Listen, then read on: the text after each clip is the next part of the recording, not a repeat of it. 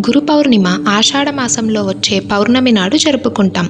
మహర్షి వేదవ్యాసుడు జన్మించిన రోజునే గురు పౌర్ణిమగా మనం జరుపుకుంటాం. వ్యాసాయ విష్ణు రూపాయ వ్యాస రూపాయ విష్ణవే అని అంటారు. అంటే వ్యాసుడే విష్ణుడి రూపం, విష్ణుమూర్తియే వ్యాసుడి రూపం అని చెప్పకనే చెప్పారు.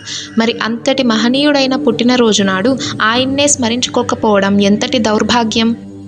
ఆయనకి అంకితం చేయవలసిన ఈ రోజుని వేరెవరికో అంకితం చేయడం చాలా దురదృష్టకరం.